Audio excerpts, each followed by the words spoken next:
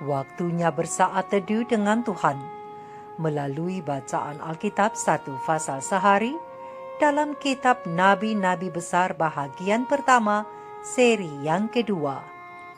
Kitab Yesaya pasal 2, Sion sebagai pusat kerajaan damai dan hukuman Tuhan terhadap semua orang yang meninggikan diri. Mari baca Alkitab, mari dengar Alkitab, dan mari lakukan apa yang Allah firmankan di dalam Alkitab. Maka iman dan pengharapanmu tidaklah sia-sia. Tuhan Yesus Allah Putra Alfa dan Omega memberkati, dan Allah Roh Kudus akan menuntun untuk memahami. Salam kasih dan doa dari Rumah Produksi Endang Silitonga Tanjung Bible Audio Ministry. Mari memulainya dengan doa dalam hati.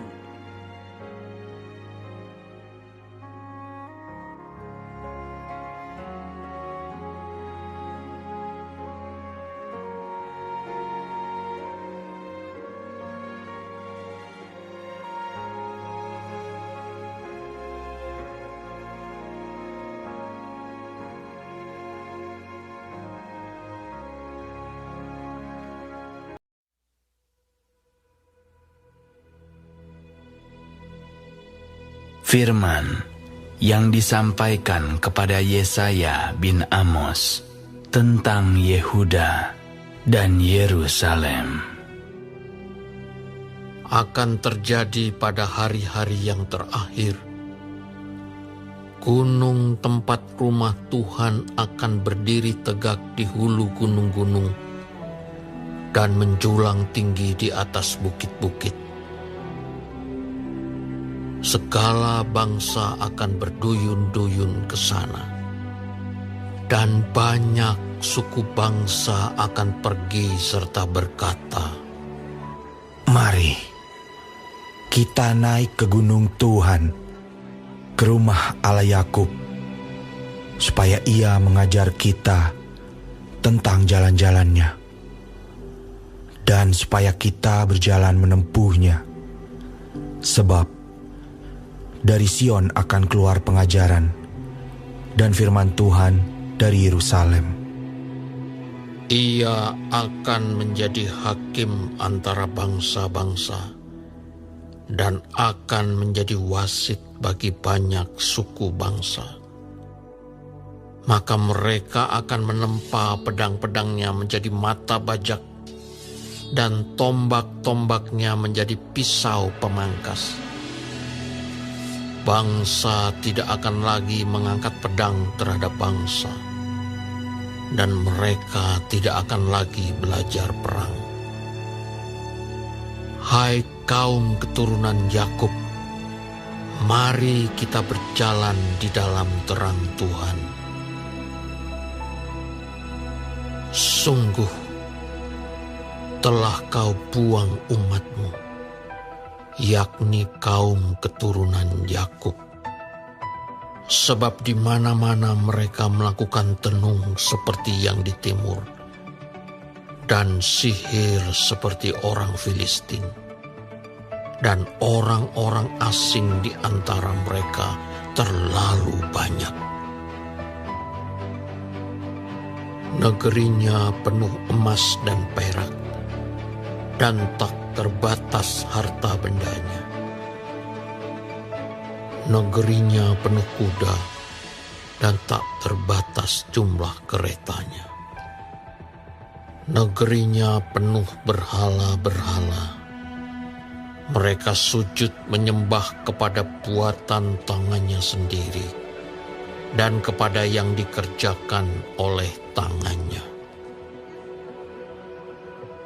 Maka manusia ditundukkan dan orang direndahkan. Janganlah ampuni mereka. Masuklah di sela gunung batu, dan bersembunyilah di dalam liang tanah terhadap kedahsyatan Tuhan dan terhadap semarak kemegahannya. Manusia yang sombong akan direndahkan, dan orang yang angkuh akan ditundukkan. Dan hanya Tuhan sajalah yang maha tinggi pada hari itu. Sebab Tuhan semesta alam menetapkan suatu hari untuk menghukum semua yang congkak dan angkuh, serta menghukum semua yang meninggikan diri, supaya direndahkan. Untuk menghukum semua pohon aras di Libanon yang tumbuh meninggi dan tetap menjulang, dan menghukum semua pohon tarbantin di Basan, untuk menghukum semua gunung yang tinggi-tinggi dan semua bukit yang menjulang ke atas, untuk menghukum semua menara yang tinggi-tinggi dan semua tembok yang berkubu, untuk menghukum semua kapal Tarsis dan semua kapal yang paling indah. Manusia yang sombong akan ditundukkan, dan orang yang angkuh akan direndahkan. Hanya Tuhan sajalah yang maha tinggi pada hari itu. Sedang berhala-berhala akan hilang sama sekali. Maka orang akan masuk ke dalam gua-gua di gunung batu dan ke dalam liang-liang di tanah terhadap kedahsyatan Tuhan dan terhadap semarak kemegahannya pada waktu Ia bangkit menakut-nakuti bumi. Pada hari itu berhala-berhala perak dan berhala-berhala emas yang dibuat manusia untuk sujud menyembah kepadanya akan dilemparkannya kepada tikus dan kelelawar. Dan ia akan masuk ke dalam lekuk-lekuk di gunung batu dan ke dalam celah-celah di bukit batu terhadap kedahsyatan Tuhan dan terhadap semarak kemegahannya pada waktu Ia bangkit menakut-nakuti bumi. Jangan berharap pada manusia, sebab ia tidak lebih daripada embusan nafas, dan sebagai apakah ia dapat dianggap?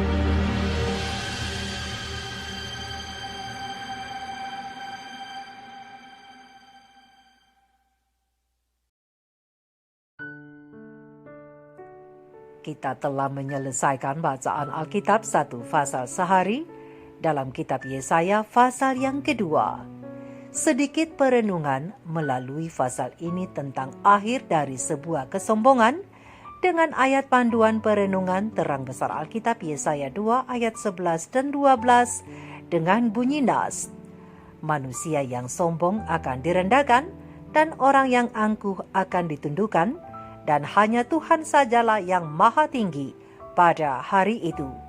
Sebab Tuhan semesta alam menetapkan suatu hari untuk menghukum semua orang yang congkak dan angkuh, serta menghukum semua yang meninggikan diri supaya direndahkan. Yesaya memulai fasal ini dengan janji yang menghangatkan hati saat semua orang akan mengikuti jalan Tuhan, yaitu damai akan memerintah.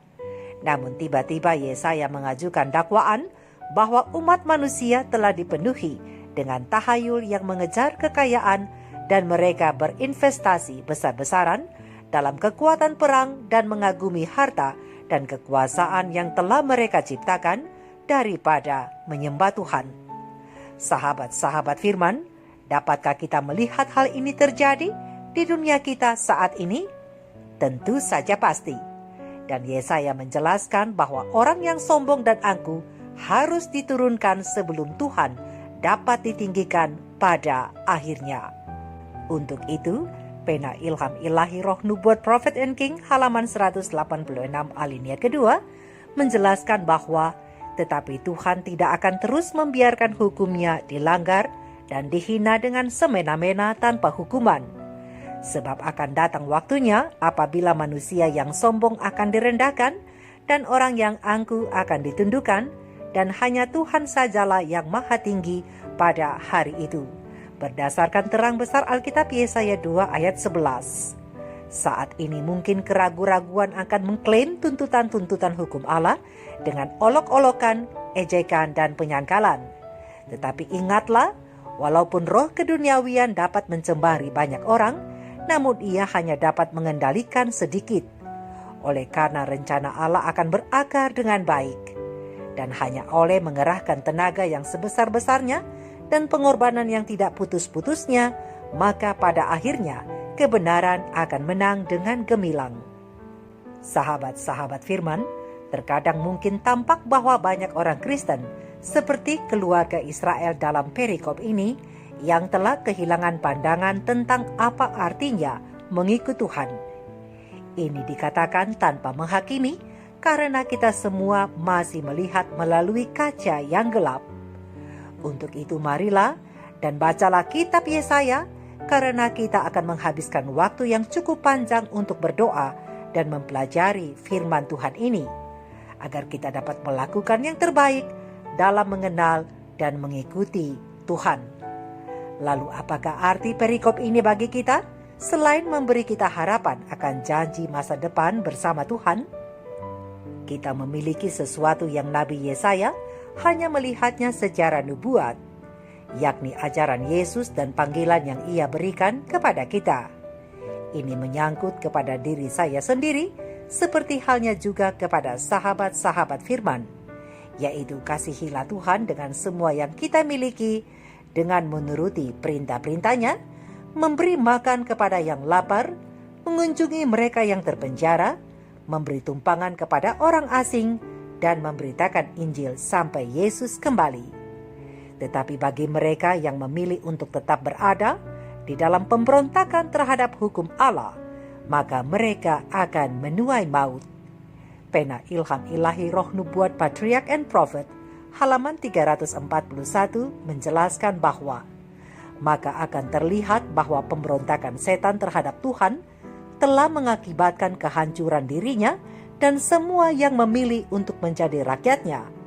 Setan telah menyatakan bahwa kebaikan besar akan dihasilkan dari pelanggaran, tetapi nanti akan terlihat bahwa upah dosa akan mendatangkan maut.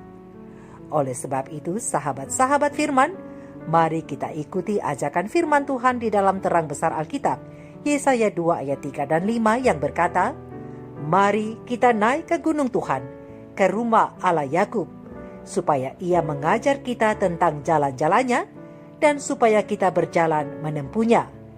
Sebab dari Sion akan keluar pengajaran dan firman Tuhan dari Yerusalem. Hai kaum keturunan Yakub, mari kita berjalan di dalam terang Tuhan." Mari kita renungkan ini bersama. Shalom.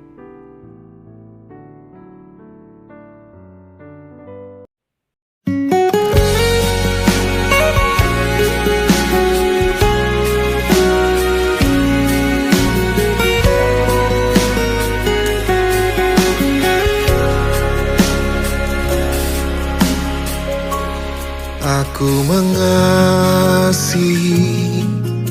Engkau Yesus dengan segenap hatiku.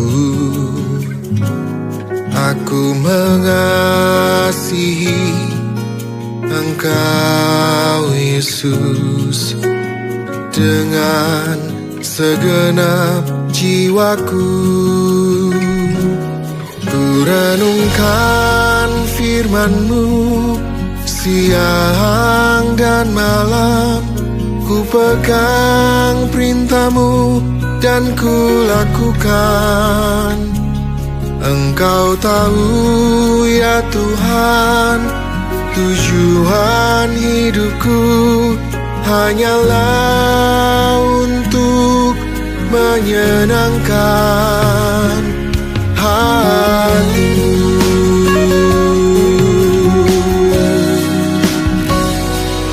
Aku mengasihi Engkau Yesus dengan segenap hatiku. Aku mengasihi Engkau Yesus dengan segenap jiwaku. Ku renungkan firman-Mu siang dan malam, ku pegang perintah-Mu dan ku lakukan. Engkau tahu ya Tuhan, tujuan hidupku hanyalah untuk menyenangkan hati-Mu.